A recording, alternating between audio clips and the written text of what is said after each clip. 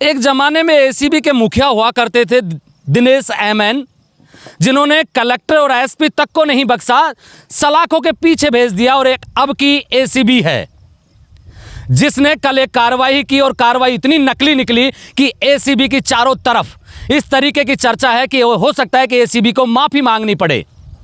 दरअसल अलवर में कल 12 बजे के आसपास एसीबी ने 30,000 की रिश्वत लेते हुए एक होमगार्ड को गिरफ्तार कर वाहवाही लूटी।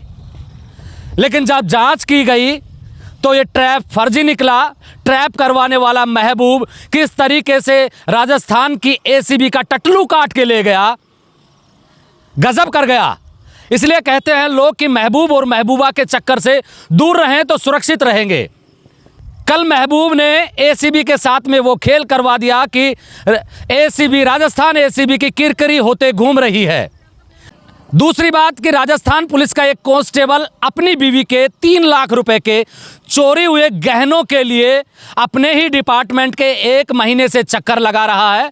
हालांकि उसने चोर पकड़ भी लिया था, पुलिस उसको ले भी आई थाने में, लेकिन छोड़ दिया गया। वो कहानी भी बताएंगे, लेकिन पहले एसीबी से शुरुआत कर लेते हैं। महबूब नाम के एक व्यक्ति ने एसीबी को शिकायत दी कि सर मुझसे एक होमगार्ड में नौकरी दिलवाने के नाम पर 3 लाख रुपए की रिश्वत मांग रहा है। एसीबी जब भी कहीं रेड डालती है उससे पहले सत्यापन करती है। सत्यापन की एक टीम महबूब के साथ जाती है सहजुद्दीन के पास में, लेकिन महबूब इतना शातिर निकला कि उसने जो एसीबी का कांस्टेबल सत्यापन के लिए साथ गया था तो उसको बाहर बिठा दिया, ये कहकर कि आपके सामने वो खुलकर बात नहीं करेगा, हम लोग आपसे ऑडियो जो रिकॉर्ड करेंगे वो आपको लाकर दे देंगे। महबूब अपने साथी कपिल के साथ अंदर जाता है। कपिल को पहले ही समझा के रखा था कि हम दोनों क्या बात करेंगे। कपिल और महबूब ने होमगार्ड में 3 लाख रुपए की रिश्वत लेने की बातचीत की, रिकॉर्ड किया और उसको लाकर एसीबी को सौंप दिया। एसीबी को लगा कि सत्यापन हो गया। अब दूसरी बात आती है कि एसीबी उसको गिरफ्तार करने के लिए, रंगे हाथों गिरफ्तार करने के लिए कल का दिन मुकर्रर करती है। कल जब एसीबी जब भी किसी व्यक्ति को गिरफ्तार करती है तो उस दौरान का भी एक ऑडियो रिकॉर्ड करवाती है। कल जब 30,000 रुपए महबूब सहजुद्दीन को दे रहा था उस समय भी एक ऑडियो रिकॉर्ड हुआ, लेकिन पुलिस ने, एसीबी ने बिना ऑडियो की सत्यता किए गिरफ्तार कर लिया और तुरंत प्रेस नोट जारी कर दावा कर दिया कि एसीबी की एक और बड़ी कार्रवाई। चारों तरफ मीडिया में वाहवाही होने लगी, अधिकारी से लेकर नेता तक उनको बधाइयां देने लगे। लेकिन जब जैसे जैसे शाम होती गई, दूध का दूध और पानी का पानी होता गया। सहजुद्दीन जब गिरफ्तार हुआ तो चिल्लाता रहा कि साहब ये एक प्लॉट को खरीदने और बेचने को लेकर साई का मसला है, मेरा कहीं भी रिश्वत लेने को लेकर कोई मामला नहीं है, मेरी कोई बातचीत नहीं है, मेरे पास रिकॉर्डिंग है कि मैं प्लॉट के नाम पर ये पैसे ले रहा था। लेकिन एसीबी ने उसकी कोई नहीं सुनी। शाम होते होते एसीबी को भी शक हुआ होगा कि हो सकता है कि ये सही बोल रहा हो। जब तथ्यों की जांच की गई तो सहजुद्दीन सही निकला। और सुबह जब हुई आज की सुबह ये अंदर से खबर निकल कर आई कि एसीबी अपने ही किए पर शर्मिंदा हो रही है।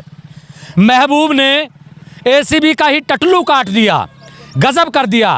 अब एसीबी क्या करती है इस मसले पर पता नहीं, लेकिन महबूब और कपिल ने मिलकर जिस तरीके से एसीबी को चूना लगाया है, एसीबी की किरकिरी हो रही है। पूरा राजस्थान भर इस बात को देख रहा है कि एक ज़माना हुआ करता था कि दिनेश एमएन, जो भरोसे का दूसरा नाम है, जिन्होंने एसपी और कलेक्टर को तथ्यों के साथ में गिरफ्तार किया था, वही एसीबी इतनी छोटी सी गलती कैसे कर सकती है।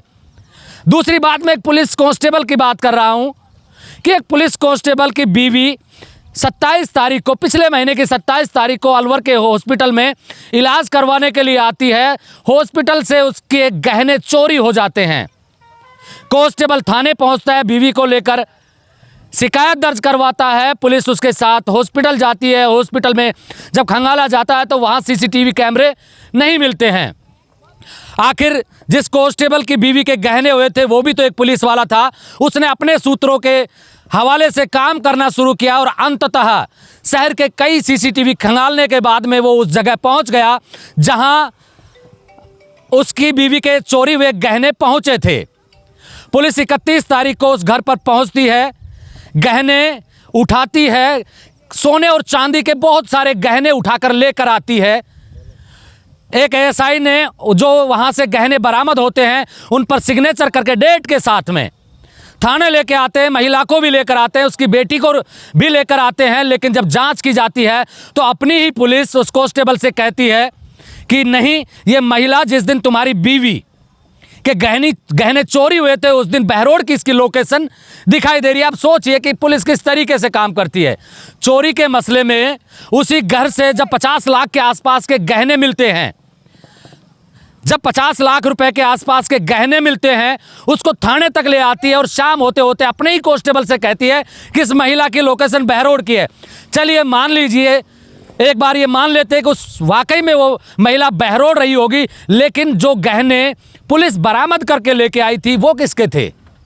अगर वो चोरी के नहीं थे तो पुलिस की हिम्मत कैसे हुई कि वहां से गहने उठा कर ले आए इतने ज़्यादा? एक महिला को उठा लाए, एक लड़की को उठा के ले आए। और अगर वो महिला चोर नहीं है तो पुलिस ने आगे तफ्तीश कहां तक की कि उस पुलिस कांस्टेबल की बीवी के गहने आखिर किसने चुराए हैं? वो पुलिस कांस्टेबल इतना फ्रस्ट्रेटेड है, इतना परेशान है कि वो तमाम उच्च अधिकारियों से मिल चुका है, लेकिन अब तक अपनी ही बीवी के गहने अपनी ही पुलिस से नहीं ले पाया है। जो रिक्शा चालक था जिसने उस महिला को उस दिन 27 तारीख को महिला को घर पे छोड़ा था, उस रिक्शा वाले ने भी ये स्वीकार किया कि हाँ साहब, मैंने इस महिला को जाकर इसके घर पे छोड़ा है। बावजूद उसके उसी की पुलिस ये मानने को तैयार नहीं है कि वो महिला चोर है। अब हमें नहीं पता कि आखिर वो महिला चोर है या पुलिस कोई कारनामा कर रही है, क्योंकि कांस्टेबल ने इतनी तफ्तीश करके जब उसके घर पे पहुंचा है तो कुछ ना कुछ सत्यता जरूर है। पुलिस वहां से गहने बरामद करके लेके आती है तो मामला तो कुछ जरूर है, संगीन है। लेकिन एक राजस्थान पुलिस पर एक सवाल या निशान तो ये खड़ा होता है कि जब अपनी ही पुलिस के कांस्टेबल को पुलिस न्याय नहीं दिला पा रही तो आम आदमी की क्या बिसात है। एक तरफ पुलिस बजरी से भरे हुए एक ट्रैक्टर को घर से उठाकर थाने में बंद कर देती है, सुबह दलाल से फोन करवाती है कि हम छुड़वा देंगे। एक विधायक को धरने पर बैठना पड़ता है सीआई के खिलाफ कि अवैध वसूली का खेल चल रहा है। दूसरी तरफ एक कांस्टेबल अपनी पुलिस से न्याय मांगता घूम रहा है। तो आपको लगता है कि आम आदमी को पुलिस पर कितना भरोसा है या पुलिस किस तरीके का न्याय करती होगी? आप देख रहे हैं ब्लैक एंड व्हाइट सच में महेंद्र यादव। जय हिंद, जय भारत।